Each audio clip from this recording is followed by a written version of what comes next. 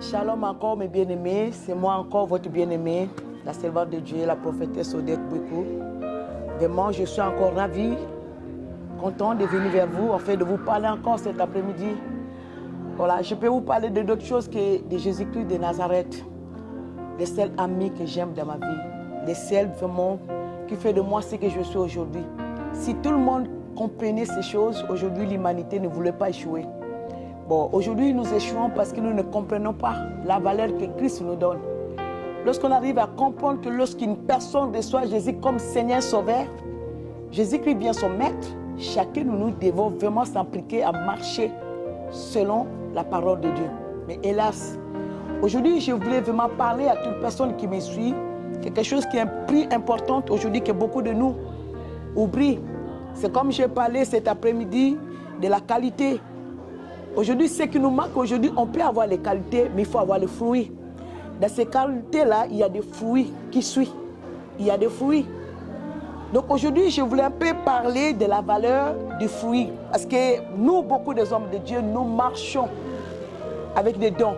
C'est pas mal. Mais je voulais dire une seule chose, que les dons, c'est Dieu qui nous donne. Mais les fruits, c'est à nous de les cultiver. C'est à nous de cultiver les fruits. Nous marchons avec des dons. Nous avons tous les dons. Le don pour opérer les miracles, le don pour guérir. Mais la chose la plus difficile qu'aujourd'hui, beaucoup de nous n'avons pas, c'est le fruit. C'est ce qui fait aujourd'hui défaut dans l'Église. Lorsque je lis le livre des Galates, je peux encore lire un peu, je peux lire ces versets vite fait dans Galates que nous tous nous connaissons 5. Verset 17, la Bible dit, car la chair a des désirs contraires à ceux de l'esprit. Et l'esprit en a des contraires à ceux de la chair. Ils sont opposés entre eux. En fait que vous ne fassiez point ce que vous voulez. Si vous êtes conduit par l'esprit, vous n'êtes point sous la loi. Or, les œuvres de la chair sont évidentes.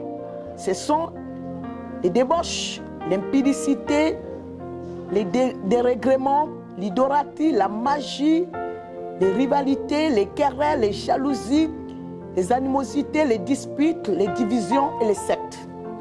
L'envie, l'ivrognerie, l'excès des tables et les choses semblables. Je vous dis d'avance, comme je l'ai déjà dit, que ceux qui commettent de telles choses n'hériteront point le royaume des cieux.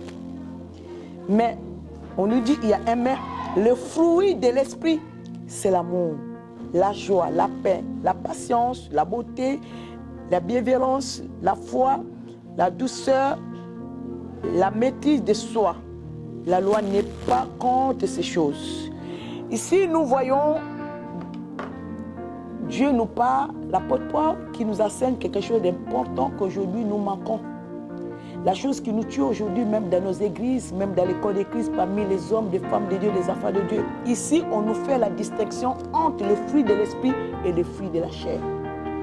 On nous montre clairement quelle est la cause de notre échec, quelle est la cause de notre vraiment défaite dans les églises aujourd'hui. On nous montre le comportement qu'un enfant de Dieu doit avoir, le fruit que nous devons avoir.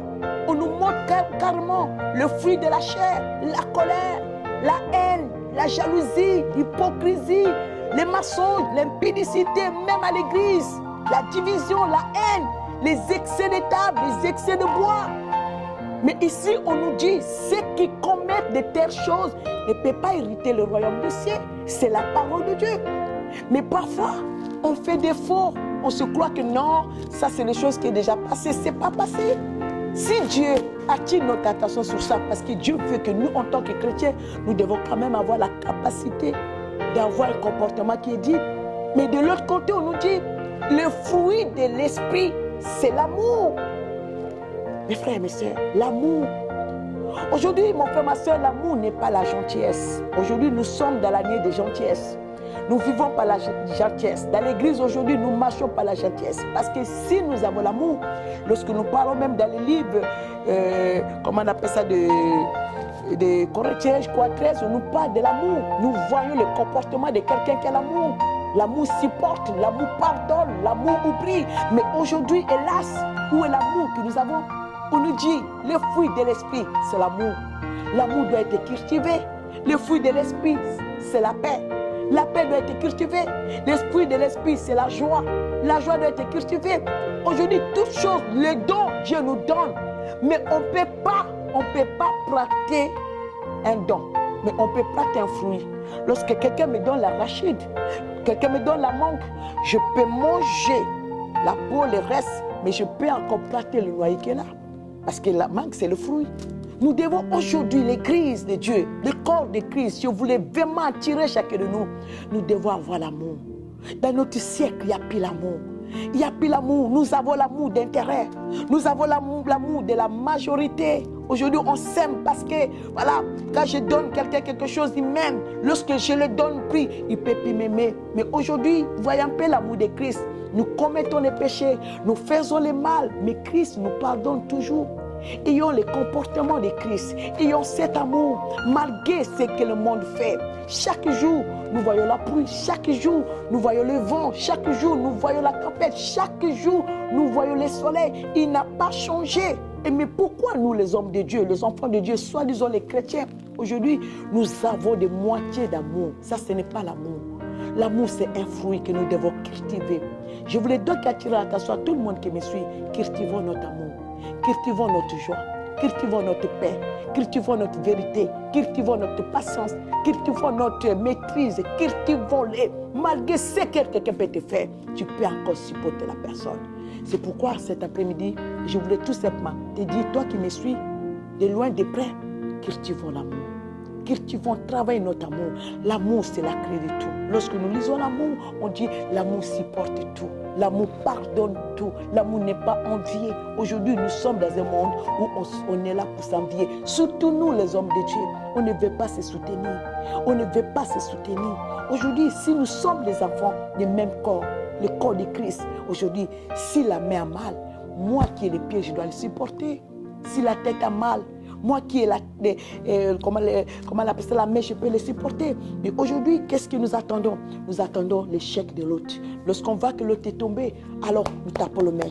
Mais ça, ce n'est pas le plan de Dieu. Le plan de Dieu, que nous soyons unis. Soyons donc unis.